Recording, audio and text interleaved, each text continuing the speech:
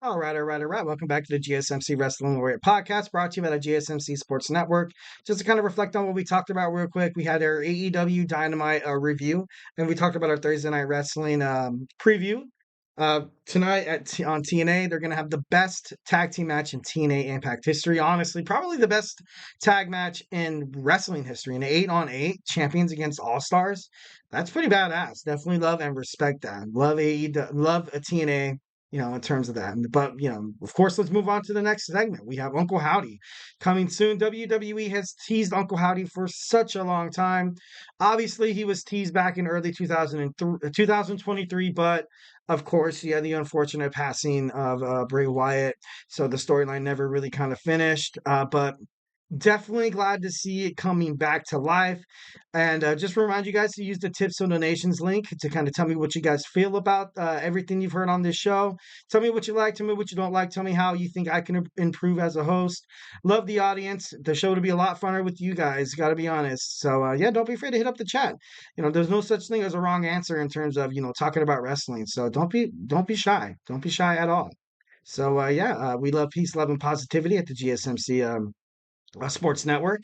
So yeah, let's go ahead and get right on into it.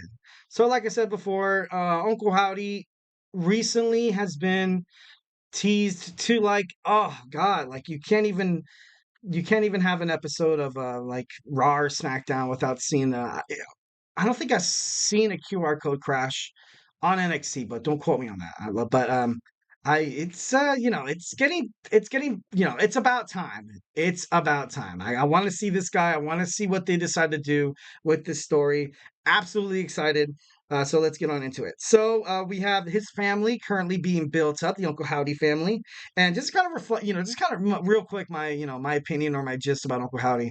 I don't know if any of you guys watch Jeepers Creepers, but that's what it reminds me of. I remember like when I first saw it, and I watched Jeepers Creepers, and it scared the crap out of me, and I was like, dude, like this guy's a bad mother flower right here. So like they would, this guy, Uncle Howdy, he's scary. He's scary. Like people said, like they're afraid of the fiend, but for me, I wasn't really afraid of it because I was like, dude, yeah, no, but I don't know why. Like this Uncle Howdy thing, I'm like, this guy can give you nightmares, bro. So just kind of want to, to kind of give him, ask opinion about that if you guys think he kind of looks like the guy from Jeepers Creepers. So like I said, there's several members of the WWE roster that were rumored to join the faction. Um, the latest QR code appeared on Monday Night Raw that you saw.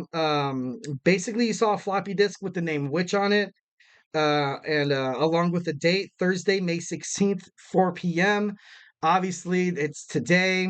Haven't really seen anything in terms of the, in inside the ropes or cage side seats or basically any of the wrestling breaking news outlets. But if I hear about it, I'll let you guys know. I do my YouTube shorts about wrestling, so make sure you follow the GSMC Wrestling Laureate Podcast, and would love to kind of hear you guys' opinion on it. Obviously, if you guys heard about anything in terms of Bray Wyatt, not Bray Wyatt, but Bo Dallas. Oh God, that just makes me sad saying his name. Miss the guy. Miss Bray Wyatt.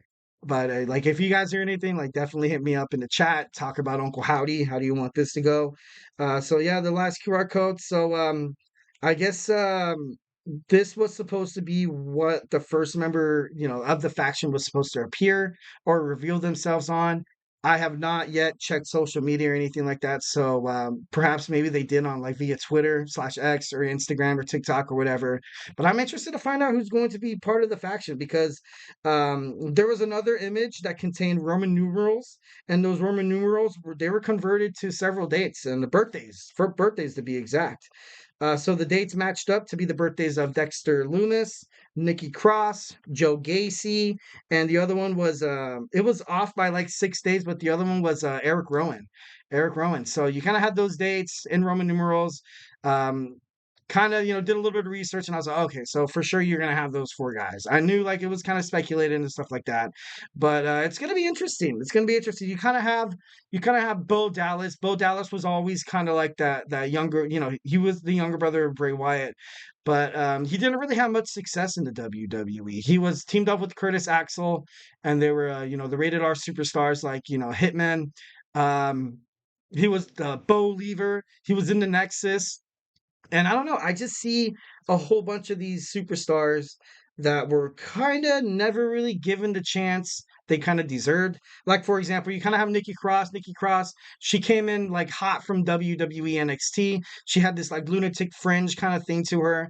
They ultimately kind of, poppied her up, made her mainstream, and, kind of made her Nikki ASH where she won the championship, but everybody knew she was going to lose it eventually. Of course, she had her tag team bouts with Alexa Bliss. But ultimately, her bookings were kind of wrong, and I think she was kind of done, wrong. So, because I remember one of the QR codes were like, "Don't worry, we're coming." It's kind of, letting people know that this is kind of like the second coming of their careers. They're coming back, but they're coming back for blood. Kind of like Dexter Lumis, where he was on the main Raw stage, and all he was doing was creeping after the Miz, and it was just like, dude, like what, like why, like why? Why don't you let this guy actually do what he does best? Is he's a professional wrestler, for Christ's sakes. Like, let him wrestle. Don't put him in like some awkward situations and stuff like that. So definitely excited to see what Dexter Lumis actually has his potential in terms of being an in-ring competitor. Definitely love to see what he does with that. Joe Gacy from WWE NXT. I always knew this guy was kind of like a crazy guy, but it's cool to see him kind of be in faction. I feel like his career it's gonna take off. I like this for Joe Gacy and for Aaron Rowan, the veteran or Eric Rowan. Eric Rowan, he tag teamed with Daniel Bryan a little bit. Obviously, he was with the Wyatt family, but never really did anything that crazy. I remember he was tag teaming with Luke Harper, and he was the Bludgeon Brothers. That was a pretty badass faction. They were dominant as a tag team, but they lost the championships. But I don't know. I'm kind of excited to see Eric Rowan come back to see what they do, because when he left WWE, he had this lame ass storyline where he had something in a cage covered by a blanket, and every person that he'd show, like, it would be like, oh, dude, like, it's nasty. That was nasty. But excited to see him come back, kind of see, what they do with his character and stuff like that. So definitely. It just makes you think. So who will Uncle Howdy attack first? A heel wrestler, or perhaps a babyface? Or maybe perhaps it doesn't really matter. Who knows? It could be both. It could be both. But so I did a little bit of speculating, kind of thinking about it. So first, let's go ahead and talk about Cody Rhodes. I think him attacking and going after Cody Rhodes is a bit far-fetched and sublime, but anything can happen. Obviously, Paul Levesque has some tricks up his sleeve, but right now I feel like a feud with Uncle Howdy in terms of Cody Rhodes wouldn't really do well obviously it would do well for Uncle Howdy's career, but I feel like, dude, you're bringing this guy in, he's hot off the presses, a lot of people have high anticipation for Uncle Howdy, and you put him against the best there is, to the point where like anybody right now that's like, oh, he's fighting Cody Rhodes, he's gonna lose. Be like, dude, he's gonna lose. You're gonna bring Uncle Howdy back just to lose? Like, that's kind of messed up, bro. It's kind of messed up. So yeah. Next we have Jay Uso. I still get him confused. That's crazy.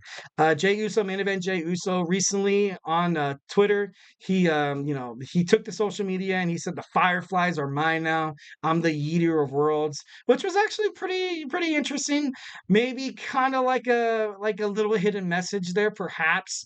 And kind of makes you think. Kind of makes you think that why would Jay say something like that with Uncle Howdy hiding in the shadows, ready to attack his first victim?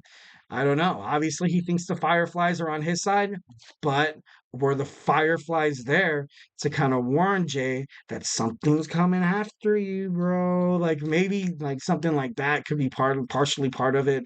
But if Jay Uso wins the King of the Ring, which is, he's against Gunther on Monday Night Raw. If he beats Gunther, I feel like if he beats Gunther, I feel like this main event on Monday Night Raw is basically going to be the King of the Ring match. So whoever wins out of this match is going to take the King of the Ring in Saudi Arabia. Yeah, Jey Uso or the Ring General Gunther. So it would be crazy if Jay got the win. If he picked up the win and he was a new King of the Ring, and then in Jeddah, Saudi Arabia, it goes black. You have obviously Jay celebrating. You see the Fireflies, like, yeah. Then his music just cuts, and then you see Uncle Howdy come out. Like, that would be pretty badass. That would be, oh god. I hope they do something like that. I hope they do something like that. Definitely. Next, we have the LA Knight. The LA Knight was the last person Bray Wyatt fought. It was his last, like, kind of like his last rival, his last opponent. So I'd be interested to see if he goes after LA Knight. But I think ultimately it doesn't really seem, doesn't really seem logical for him, for Uncle Howdy to do so, because I feel like WWE right now should kind of focus on LA Knight and kind of making him into more than, kind of than he already is right now. He needs a title. He needs a title belt on him. He really does, 110%. And definitely something they probably should have thought of besides before signing a huge, YouTube star like Logan Paul, who's going to have a stranglehold over that United States Championship for as long as they can, because they're trying to squeeze the juice, trying to get as much attention as they possibly can. But would love to see the LA Knight fight Logan Paul at SummerSlam in front of Logan Paul's home crowd. So definitely would be pretty awesome to see that. All right, next we have Sami Zayn. Sami Zayn has always been kind of known as sticking up for the little guy with his back against the wall. Um, but I don't know right now. I don't know right now. Like, he kind of has this feud with Bronson Reed, Chad Gable, but I think as soon as Saudi Arabia ends, and I'm pretty sure he's going to retain the title, I think that's all going to kind of end. I think Bronson Reed will kind of fall away to the, on the side, while Chad Gable kind of deals with his.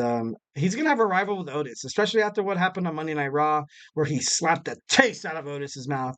And I feel like you kind of had that Shawn Michaels Diesel thing, when Shawn Michaels did that in the early 90s, where he, obviously had the big guy, the muscle, Big Daddy Cool Diesel, and like he, disrespected him, and Shawn Michaels slapped him in the face. And then, of course, all his history, definitely one of the best. Rivalries in the past was Shawn Michaels against Kevin Nash, but definitely think that Chad Gable's heading towards that. So that's going to kind of leave Sammy wide open for a new competitor, perhaps. Definitely interested to see how that kind of goes out. Or perhaps, like, if Gunther loses the King of the Ring, he comes back and he says, "Hey, Sammy, I never had my rematch clause, this and that and the other." So that could be a huge possibility of what could happen with Sami Zayn. But I think right now, I don't think Uncle Howdy would kind of go for that. Next, we have Braun Strowman. Braun Strowman returned to Monday Night Raw. He was drafted. Um, It'd be interested to see him kind of go after a former Wyatt family member, unless it's like trying to recruit him. But Braun Strowman, man, he looks jacked. He looks good. Love to see him back on the roster. It kind of made me think, I was like, I wonder why they re-signed him if it wasn't solely for this Uncle Howdy faction role. So definitely think in the future maybe they will cross paths. But from the get-go, well, I don't know. I don't know. Maybe. Actually, you know what? I'm kind of changing my mind here. You could perhaps, Braun Strowman right now, he's not really booked in any storylines or any promotions.